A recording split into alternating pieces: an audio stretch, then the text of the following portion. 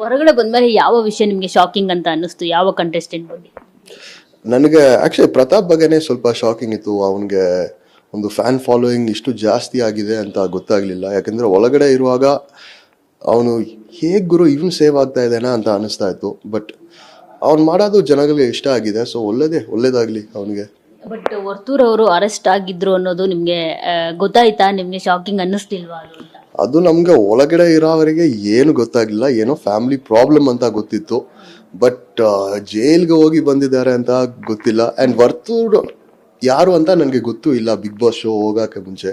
And ಅವ್ರಿಗೆ ಆ ಜೈಲದು release ಆಗೋ ವಿಡಿಯೋ ಕೂಡ ನಾನು ನೋಡಿದೆ.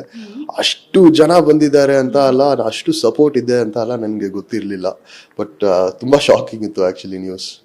ನಿಮ್ಗೆ ಅವರು ಯಾಕೆ ಮನೆಯಿಂದ ಹೊರಗಡೆ ಹೋಗೋದಕ್ಕೆ ಇಷ್ಟೊಂದೆಲ್ಲ ಪ್ರಯತ್ನ ಪಡ್ತಿದ್ದಾರೆ, ಇಷ್ಟೊಂದೆಲ್ಲ ಕಣ್ಣೀರು ಹಾಕ್ತಿದ್ದಾರೆ ಅಂತ ನಿಮ್ಗೆ ಹೊರಗಡೆ ಬಂದು ಆ ವಿಡಿಯೋಸ್ ಎಲ್ಲ ನೋಡಿದಾದ್ಮೇಲೆ ಗೊತ್ತಾಯ್ತು ಅಂತ ಅನ್ಸುತ್ತೆ. ದೆನ್ ಅವರು ಆ ಮದ್ವೆ ವಿಷಯ ಕೂಡ ಎಲ್ರಿಗೂ ಕೂಡ ಒಂದು ಶಾಕಿಂಗು. ಮನೆಯಲ್ಲಿ ಅವರು ಇದ್ದಾಗ ಯಾರಿಗೂ ಕೂಡ ಹೇಳ್ಕೊಂಡಿರ್ಲಿಲ್ಲ, ಅದಾದ ನಂತರ ಅವರು ಹೇಳ್ಕೊಳ್ತಾರೆ. ಅಷ್ಟರಲ್ಲಿ ಆಲ್ರೆಡಿ ಇಲ್ಲಿ ಮದ್ವೆ ವಿಷಯ ರಿವೀಲ್ ಆಗಿರುತ್ತೆ, ಅವ್ರಿಗೆ ಮದ್ವೆ ಆಗಿದೆ, ಮಗು ಕೂಡ ಇದೆ ಅಂತ. ಹೌದು, ಅದು ನನಗೆ ನಿನ್ನೆನೆ ಗೊತ್ತಾಯ್ತು ಆಕ್ಚುಲಿ.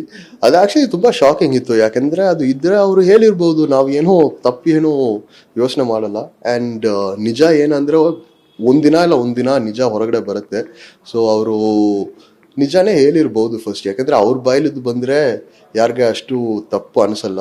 ಬಟ್ ಬೇರೆ ಒಂದು ಸೋರ್ಸ್ ಇದು ಬಂದಾಗ ಯಾಕೆ ಹೈಡ್ ಮಾಡಿದ್ರು ಅಂತ ಒಂದು ನೆನಪು ಬರುತ್ತೆ ಜನಗಳು ಮನಸ್ಸಲ್ಲಿ. ಸೊ ಅವರೇ ಹೇಳಿರ್ಬೇಕು. ಮೈಕಲ್ ಅವ್ರಿಗೆ ಯಾಕೆ ಸಂಗೀತ ಅಂತ ಅಂದ್ರೆ ತುಂಬಾನೇ ಹೇಟ್ ಮಾಡ್ತಾರೆ? ಹೇಟ್ ಅಲ್ಲ, ಏನೂ ಇಲ್ಲ. ಸಂಗೀತ ಬಂದು ಒಂದು ಒಳ್ಳೆ ಕಂಟೆಸ್ಟೆಂಟ್ ಅಂತ ನನಗೆ ಅನಿಸುತ್ತೆ. ಆ್ಯಂಡ್ ಒಂದು ಒಳ್ಳೆ ಕಂಟೆಸ್ಟೆಂಟ್ಗೆ ಏನೂ ಹೇಳದೆ ಬಿಟ್ಟರೆ ಅವ್ರ ಪಾಟಿಗೆ ಅವ್ರಿಗೆ ಮಾಡ್ಕೊಂಡು ಹೋಗ್ತಾರೆ.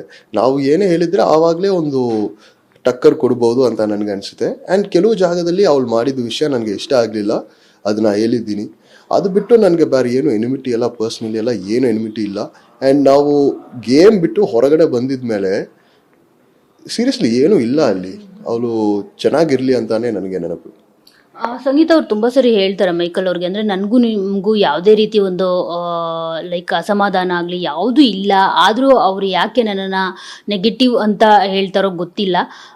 ಸೊ ಅವರು ನಿಮ್ಮ ಜೊತೆ ಮಿಂಗಲ್ ಆಗೋದಕ್ಕೂ ಕೂಡ ಪ್ರಯತ್ನ ಪಡ್ತಾರೆ, ಆದರೆ ಮೈಕಲ್ ಅವರು ಇಷ್ಟನೇ ಪಡೋದಿಲ್ಲ. ಹೌದು, ಒಂದು ನನಗೆ ನೆಗೆಟಿವ್ ಅಂತ ಅನಿಸಿದ್ದು, ಅದನ್ನ ಕ್ಯಾರಿ ಮಾಡಿದೆ. ಬಟ್ ಅವಳು ಪ್ರಯತ್ನ ಪಟ್ಟಿದ್ದಾಳೆ ಅಂದರೆ ಹೌದು, ಒಂದು ಇದರಲ್ಲಿ ಅವಳು ಒಂದು ವೈಟ್ ರೋಸ್ ಕೊಟ್ಟಿದ್ದಾಳೆ. ಬಟ್ ಆ ಟೈಮಲ್ಲಿ ನನಗೆ ವಾಪಸ್ ಮಿಂಗಲ್ ಆಗೋದಕ್ಕೆ ಇಷ್ಟ ಇಲ್ಲ. ಯಾಕಂದರೆ ಎಲ್ಲರ ಜೊತೆ ಚೆನ್ನಾಗಿ ಇರಲೇಬೇಕು ಅಂತಲ್ಲ, ಏನೂ ಇಲ್ಲ. ಒಂದು ರೈವಲ್ರಿ, ಒಂದು ಆಪೋಸಿಷನ್ ಎಲ್ಲ ಇರಬೇಕು. ಬಟ್ ಅದು ಒಂದು ಗೇಮ್ ಶೋ, ಒಂದು ಗೇಮ್ ಇರಬೇಕಲ್ಲ. ಇಲ್ಲಾಂದರೆ ಯಾರು ನೋಡ್ತಾರೆ, ಯಾರಿಗೆ ಇಷ್ಟ ಇರುತ್ತೆ, ಅಲ್ಲಿ ಇರೋವ್ರಿಗೇನೆ ಇಷ್ಟ ಇರಲ್ಲ. ಸೊ ಅದು ಅಷ್ಟೇ, ಅಲ್ಲೇ ಬಿಟ್ಟಾಯ್ತು. ಮನೆಯಲ್ಲಿದ್ದು ಹೊರಗಡೆ ಬಂದಿದ ಮೇಲೆ ಅಷ್ಟೇ ಇರೇ ಅಷ್ಟೇ. ಓಕೆ, ಯಾಕೆ ಇಷ್ಟ ಆಗ್ತಾ ಇರಲಿಲ್ಲ? ಏನು ಬಲವಾದ ರೀಸನ್ ಅಂತ? ಸಂಗೀತ ಬಂದು ನಾ ಹೇಳಿದ ಪ್ರಕಾರ ಸಂಗೀತ ಬಂದು ಒಂದು ಅವಕಾಶವಾದಿ, ಒಂದು ಆಪರ್ಚುನಿಟಿ.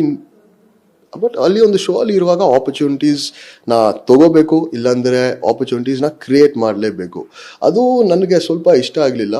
ಬಟ್ ನಾ ತಪ್ಪಂತ ಹೇಳಲ್ಲ, ಅದು ಅವಳ ಗೇಮು. ಆ್ಯಂಡ್ ಅವಳಿಗೆ ಅದು ಚೆನ್ನಾಗಿ ವರ್ಕ್ ಆಗ್ತಾ ಇದೆ ಕೂಡ. ಸೊ ಏನು ತಪ್ಪಿಲ್ಲ ಅಂತ ನನಗೆ ಅನಿಸುತ್ತೆ.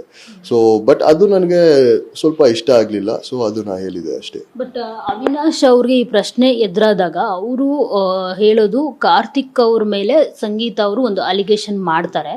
ಸೊ ಅದು ಟೆಲಿಕಾಸ್ಟ್ ಆಗಿಲ್ಲ, ಬಿಕಾಸ್ ಆಫ್ ಅಲ್ಲೇ ಸಾಲ್ಟ್ ಔಟ್ ಆಗುತ್ತೆ ಅದು. ಸೊ ಹೀಗಾಗಿ ಮೈಕಲ್ ಅವ್ರಿಗೆ ಸಂಗೀತ ಅಂದರೆ ಇಷ್ಟ ಆಗಲ್ಲ ಅಂತ ಹೇಳಿರ್ತಾರೆ. ಸೊ ಏನು ಅಲಿಗೇಷನ್ ಮಾಡ್ತಾರೆ ಅಂತ ಮೈಕಲ್?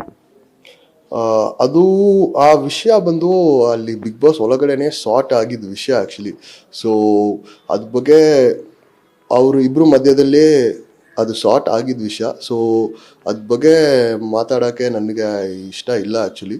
ಬಟ್ ಅದು ಒಂದು ಇನ್ಸಿಡೆಂಟ್ ಆಯಿತು ಒಳಗಡೆ, ಅದರಲ್ಲಿದ್ದು ನನಗೆ ಸ್ವಲ್ಪ ಇಷ್ಟ ಇಲ್ಲ ಸಂಗೀತ ಮೇಲೆ ಅವಳು ಮಾಡಿದ ವಿಷಯ. ಬಟ್ ಅದ್ರ ಬಗ್ಗೆ ನನಗೆ ಮಾತಾಡೋಕ್ಕೆ ಒಂದು ಇಂಟ್ರೆಸ್ಟ್ ಇಲ್ಲ ಆ್ಯಕ್ಚುಲಿ.